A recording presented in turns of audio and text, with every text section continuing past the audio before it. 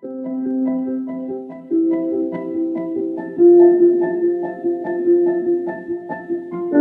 chess friends, welcome to my series of brilliant amateur chess.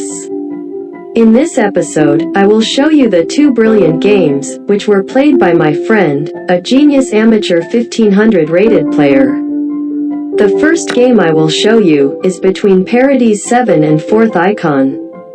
In this position, after the move knight to f3, threatening to capture bishop on e5. Instead of moving the bishop, now black plays a brilliant move full piece sacrifice with the move, pawn takes c3, leaving the bishop hanging. Now, if the knight decide to take the bishop, black can play, pawn to c2. With the threat of promotion on c1. Although the c1 square guarded by the rook on a1.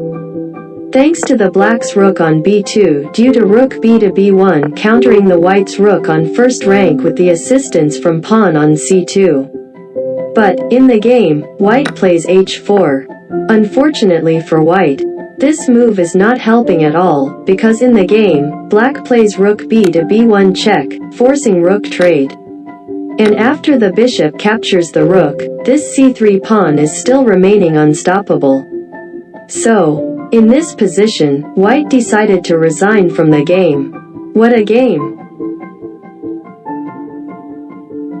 Now we move to the next game.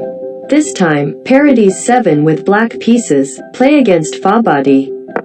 In this position, white has just played the move, bishop to h6, with the threat queen takes g7 checkmate. But, unfortunately for white, this was a huge blunder. Normally for 1500 rated players, they will play pawn to g6 to prevent the queen taking a g7 checkmate. But, that move will disappearing the black advantage, because now, black plays a very brilliant idea full piece sacrifice, with the move, knight to g4. This move, disconnecting the queen from g7 square and also threatening knight to f2 check with a forked king and rook. So, if the knight is captured by the pawn, black can now play bishop to e4. Lining up the attack against the white king while the queen is pinned. Therefore, in the game, white plays bishop takes d5 with the threat of bishop take f7 check with discover attack against the black queen on d8. But, unfortunately for white is not fast enough for the counterplay.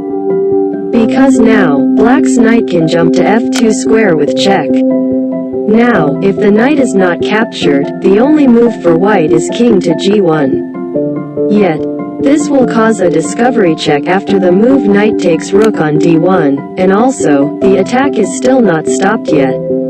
For example, if the white king decided to go to f1. Black now plays knight to e3 with check, forking the queen and the king. And after bishop takes knight, and bishop takes bishop, black is simply ended up with extra material and winning position. Notice that bishop on d5, cannot capture the rook on a8, due to queen to d1 checkmate. In the game, white decided to sacrifice his queen, with the move queen takes knight, and then bishop takes queen. Now, after black captures the white queen, white plays bishop takes f7 check, with a discover attack on black's queen. After the king takes bishop, rook takes queen. And rook takes rook, black still has an extra material and winning position. The game is still not over yet. After black plays rook takes d8, white now plays a move, bishop to d2. Which is also another mistake. Normally for 1500 rated players, in this position, they will play very obvious, rook take bishop.